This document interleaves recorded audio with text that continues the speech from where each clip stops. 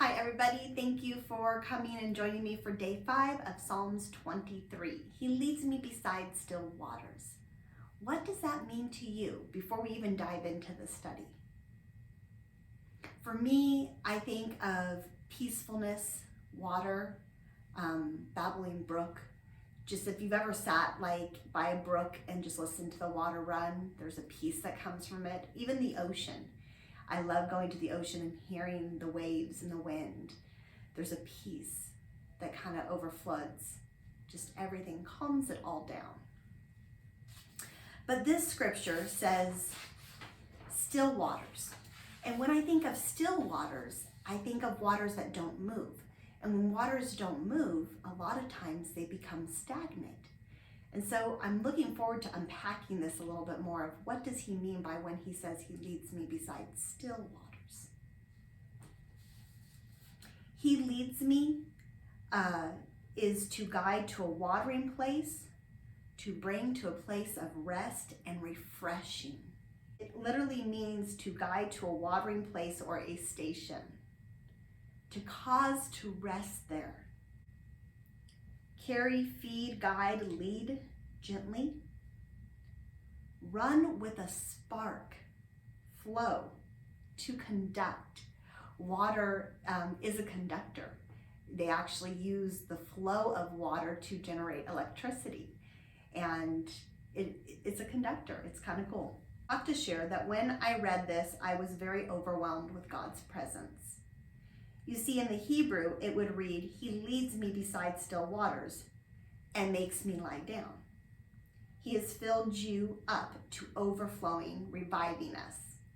Yahweh, that causes you to lie down, which we know he doesn't cause you, but because of the peace that he brings, we lie down and rest, right? Raising up, praising, or stretch out and praise to him from our yesterday's day 4 study.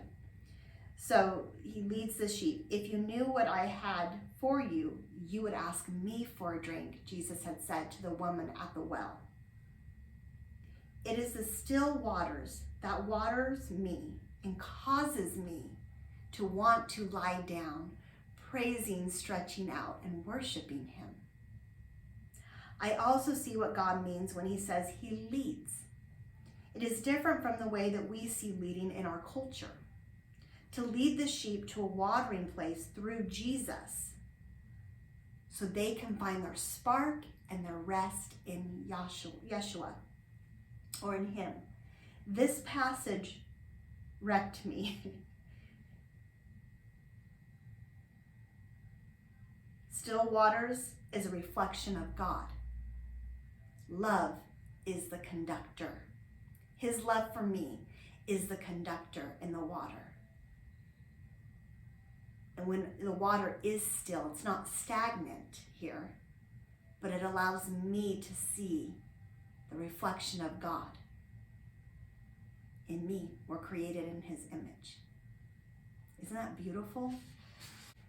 You have some of the Hebrew words, nun, hey, lamed, and you unpack those. So for me to personalize it, Yahweh, my shepherd, guides me to a watering station.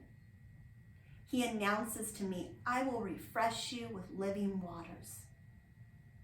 The living water ignites, conducts my spark, Jesus' spark, Yeshua's spark in me, that will spur you in your heart with a desire to understand my true knowledge. This is what happens to me, or this is actually what happened to me when I first began studying Hebrew.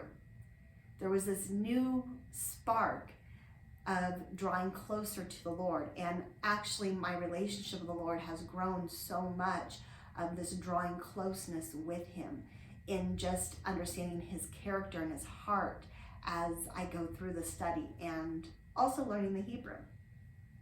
Scriptures to support is John 7:37-38.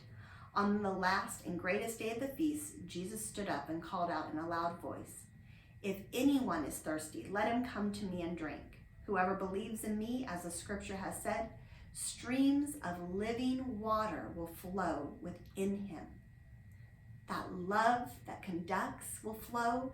That reflection of who he is in me is going to flow out, streams of living water.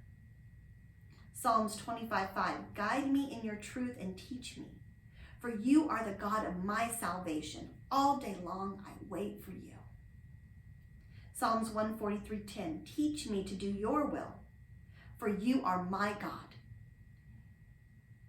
May your good spirit lead me on level ground. His spirit leads us on that level ground, beside the babbling brook, beside the still waters. I hope that this day impacted you the way that it impacted me. And that you understand that God's leading looks a little bit different than the way that our culture demonstrates leading. It is just bringing us to Jesus. Jesus is the way, the gate, right? It is bringing us to him. That way we can be full, overflowing in his love for us, to then share it with others. So I will see you tomorrow on day 6.